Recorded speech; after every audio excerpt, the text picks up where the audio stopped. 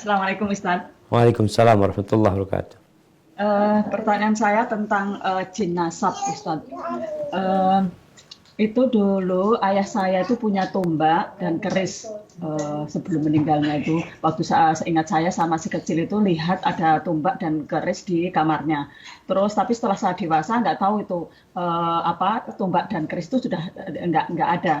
Terus saya seingat saya itu orang tua saya, ayah saya khususnya itu tidak mengadakan ritual untuk atau memandikan atau apa untuk tombak dan kerisnya itu. Terus sudah setelah saya dewasa sudah nggak ada. Eh, Pertanyaan saya itu eh, dan juga apa namanya ini keluarga saya, ibu saya itu kena kena darah tinggi. Terus semua anaknya 9 itu kena darah tinggi semua. Terus punya masalah dengan pencernaan juga. Semua hampir semua itu punya masalah dengan pencernaan. Terus saya baru sadar sekarang karena mengikuti salah satu ustadz tentang jin nasab ini. Terus itu gimana untuk kita bisa meruqyah diri kita untuk kalau umpamanya itu memang benar jin nasab gitu dari mbah saya atau mungkin turun ke bapak saya terus mungkin turun ke anak-anaknya.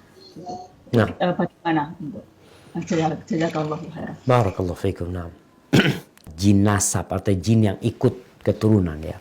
Ada jin itu ada. Dan memang kadangkala jin itu minta tumbal dari keluarganya. Jadi kalau dia ikut sama kakeknya, ketika meninggal dunia, jin itu akan bertanya, "Ana ikut siapa?" "Oh ikut fulan," "Ikut sama fulan." Seperti itu. Bagaimana menghilangkannya? Yang pertama, tadi kalau memang ada keris dengan tombak ya, yang orang-orang dulu jadikan jimat oleh mereka, ada ritual tersendiri memandikannya, walaupun dikatakan tadi mungkin tidak memandikannya ayahnya, tapi ditakutkan itu memang bawaan dari jin tersebut. Sehingga tugas kita menghilangkan jin tersebut. Kalau takut, ya bukan takut, ya kita memang harus punya rasa takut kepada Allah Azza wa Jalla atas dosa-dosa yang kita lakukan, yang kemudian akan menyebabkan setan itu bisa berkuasa atas diri kita. Maka yang harus kita lakukan pertama, bertobat kepada Allah Azza wa Jalla. Kalau barang itu ada, kita hilangkan.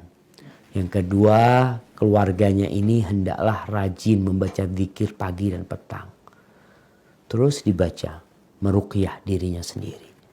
Tidak harus hafal. Bisa dengan membaca. Buku-buku zikir pagi dan petang alhamdulillah banyak di mana-mana. Namun banyak orang yang gak mau baca. Atau tidak sedikit yang gak faham memang kalau ada zikir pagi dan petang.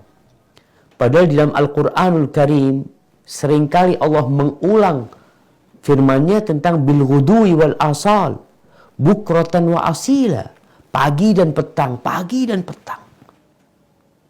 Tapi sebagian kita gak pernah membacanya.